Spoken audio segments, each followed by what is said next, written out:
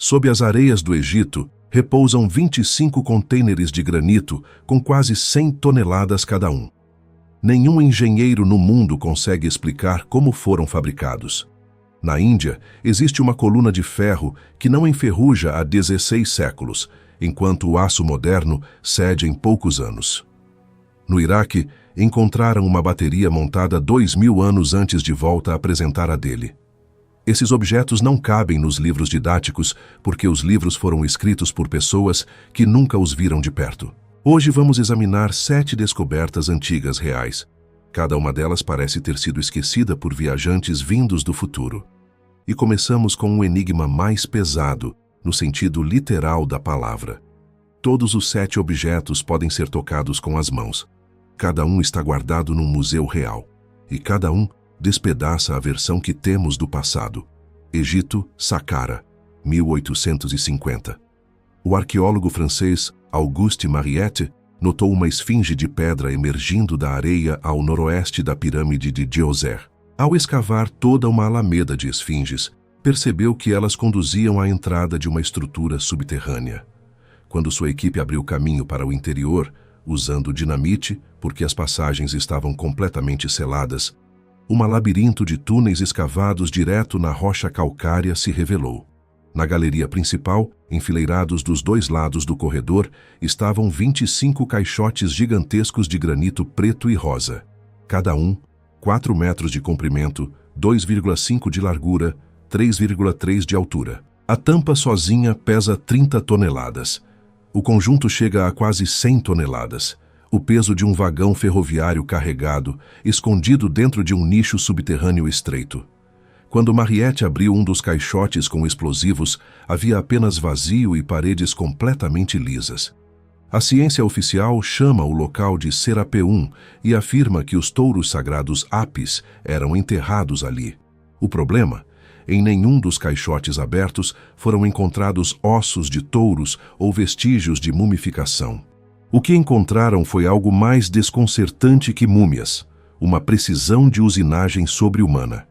O engenheiro Christopher Dunn, com 49 anos de experiência em manufatura de alta tecnologia, mediu as superfícies internas de 2 caixotes. Ele utilizou um calibrador industrial com tolerância de 0,2 de milésimo de polegada. As paredes eram planas em um nível que só é alcançado com máquinas de controle numérico. Os ângulos mantinham exatamente 90 graus e o raio nos cantos era de apenas 4 mm. Quando Dunn consultou uma empresa americana para reproduzir um caixote assim, a partir de um bloco único de granito, a resposta foi direta.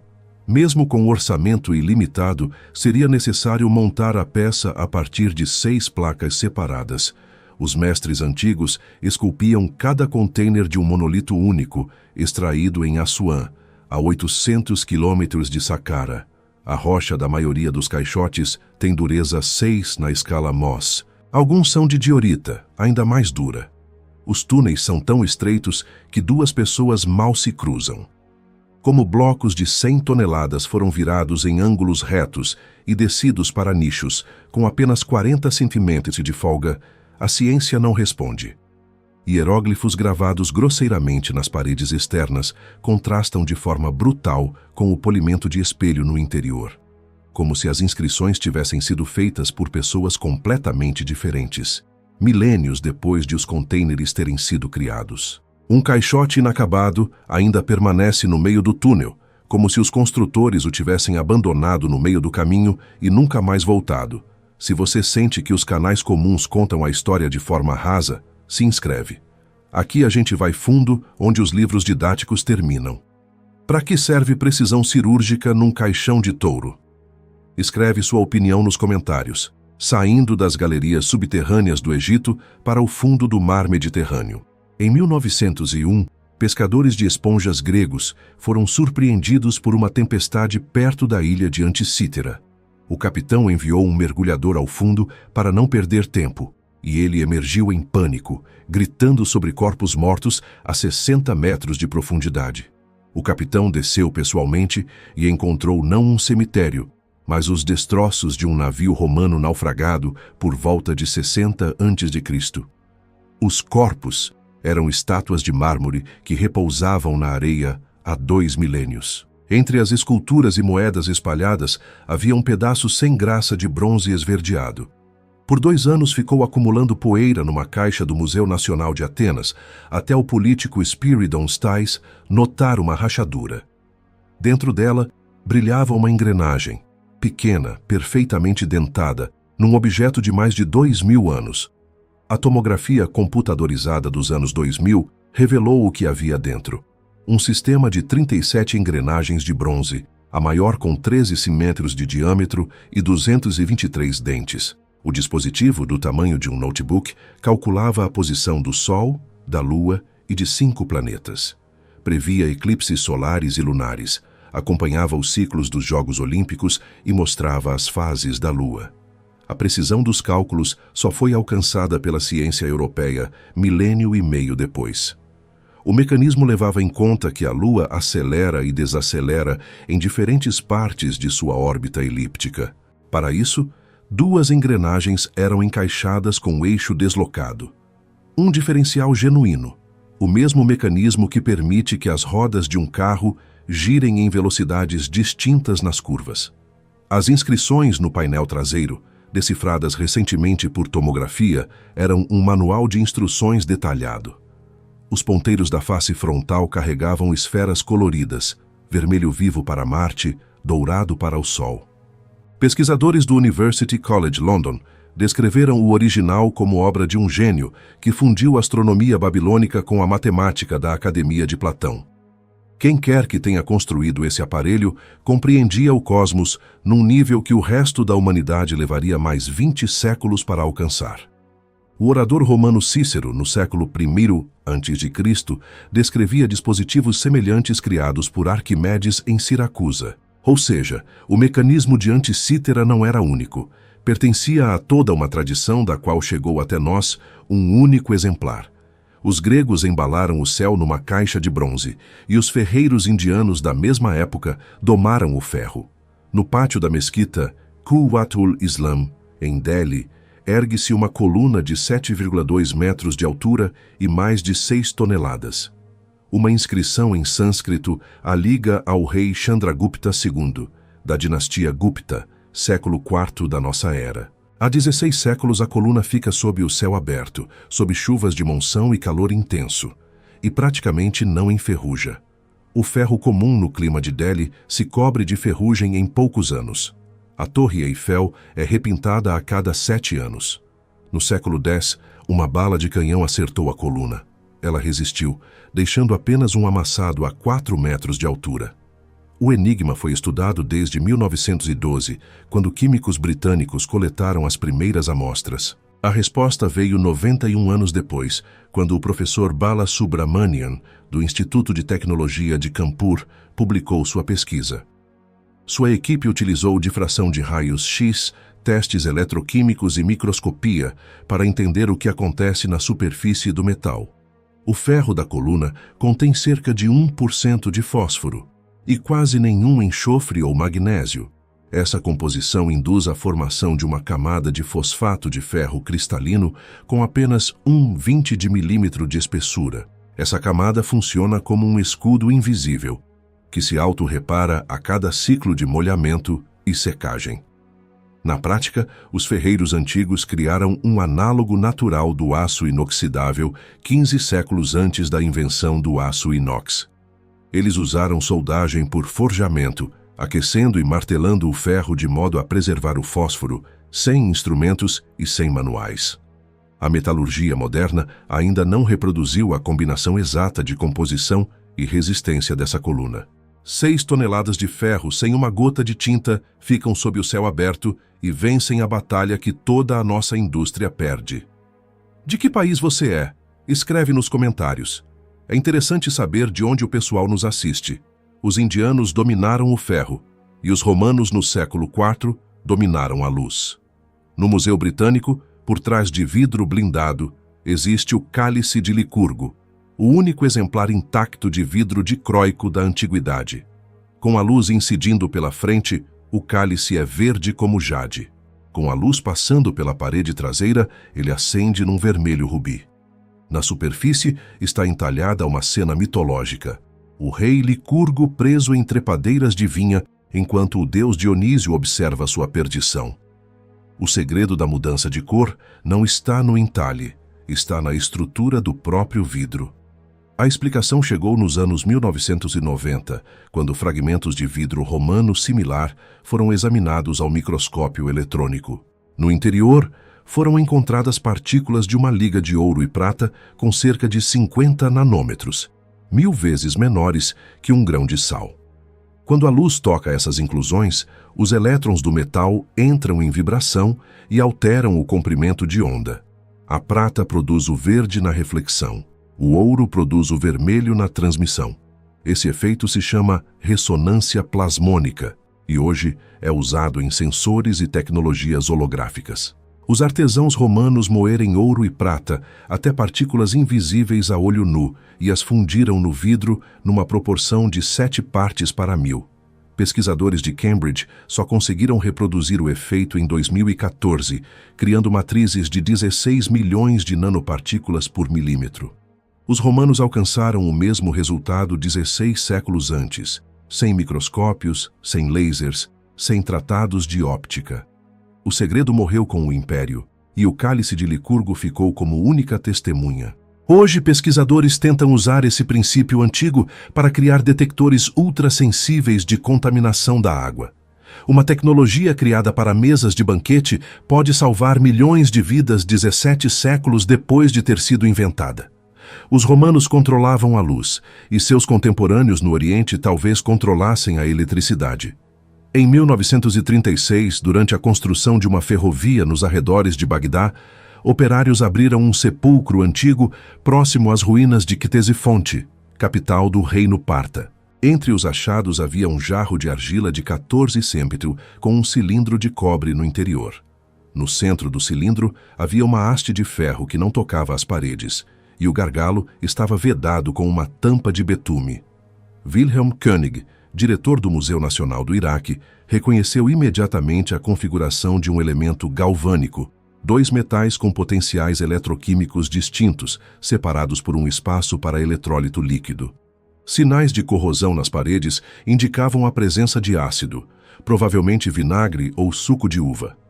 O cientista americano Willard Gray montou uma cópia exata e preencheu com suco de uva. O dispositivo gerou corrente elétrica de verdade. Um aparelho assim produz cerca de 1 volt. Vários jarros conectados gerariam corrente suficiente para dourar joias. Vasos semelhantes foram encontrados em Seleucia vizinha, com agulhas de bronze e ferro ao lado. O médico romano Scribonius Largus, no século I, descrevia o tratamento da gota com uma arraia elétrica aplicada aos pés do paciente. A ideia de usar eletricidade na medicina era familiar ao mundo antigo muito antes de a ciência dar nome ao fenômeno. A bateria de Bagdá antecede a invenção oficial de volta em pelo menos 16 séculos. Em 2003, durante a invasão do Iraque, ela foi roubada do museu. Seu paradeiro é desconhecido. Perdemos possivelmente o dispositivo elétrico mais antigo da história, sem nem mesmo ter a chance de fazer uma análise moderna. De volta ao Egito, mas desta vez com um objeto que cabe numa mesa de jantar e parece saído de um galpão industrial. No mesmo ano de 1936, o arqueólogo Walter Emery abriu a tumba do funcionário Sabu na necrópole de Saqqara. Ao lado do esqueleto havia um disco de pedra partido, com 60 centímetros de diâmetro, esculpido em metaciltito, uma rocha frágil que se fragmenta ao menor impacto descuidado. 3 lâminas curvas convergem para um cubo central. Visto de cima, o disco é idêntico ao rotor de uma bomba industrial. A tumba tem cerca de 5.000 anos. Primeira dinastia, quando as ferramentas eram feitas de pedra e cobre mole. Como lâminas finas foram esculpidas numa rocha que se parte ao toque leve, sem uma única lasca. Ninguém consegue explicar. Um entusiasta imprimiu uma cópia em impressora 3D e a colocou dentro de um corpo com eixo. A cópia passou a bombear água com força, funcionando como um impulsor centrífugo clássico. Sem o corpo, o disco girando criava um vórtice estável, uma coincidência de forma que fica impossível de ignorar. Engenheiros da Airbus também imprimiram cópias e confirmaram as propriedades aerodinâmicas, embora o disco não possa servir como hélice. A egiptóloga Cyril Aldred observou que a forma do disco sugere uma cópia de um original em metal, bem mais antigo. Se o disco de Sabu é mesmo a maquete de um mecanismo perdido, estamos diante do rastro de um pensamento de engenharia que desapareceu antes do início da história registrada. Há 5,0 anos, alguém no Vale do Nilo sabia como bombar água com força centrífuga, e esse conhecimento se dissolveu na areia junto com o nome de quem o inventou. A última descoberta não está escondida sob terra. Fica exposta diante de milhares de turistas todos os dias, perto de Xi'an, na China. Em 1974, camponeses que cavavam um poço toparam com fragmentos de uma figura de argila. Assim, começou a descoberta do exército de terracota, mais de 8,000 guerreiros em tamanho real, feitos de argila queimada. Cada figura tem altura humana. Nenhum rosto se repete, apesar de apenas 8 moldes base terem sido usados para as cabeças. Eles guardavam o túmulo do primeiro imperador da China unificada, Qin Shi Huang, cuja construção mobilizou 700 mil trabalhadores. Menos de 1% do complexo foi escavado até hoje. A sensação não foram as estátuas, foi o armamento delas. Das valas foram retirados mais de 40,000 pontas de flecha de bronze, espadas de até 95 cm, lanças e mecanismos de besta. Após 2.200 anos sob a terra, as lâminas brilhavam como se tivessem sido forjadas no dia anterior, e os cortes continuavam afiados. Por 40 anos, estudiosos acreditaram que o segredo estava num revestimento de cromo. Traços do metal foram encontrados no bronze. O cromato só foi patenteado na Europa no século XX, e a descoberta parecia incrível. Uma pesquisa conjunta do University College London com o Museu do Exército de Terracota, em 2019, derrubou essa teoria. O cromo nas espadas era contaminação do verniz usado para cobrir os cabos de madeira e as hastes de bambu. Não tinha nenhuma relação com a conservação do bronze em si. O verdadeiro segredo estava na composição do bronze, com alto teor de estanho, e nas propriedades do solo local. O lesse alcalino com partículas finas e baixo teor orgânico criou o ambiente ideal para a conservação do metal.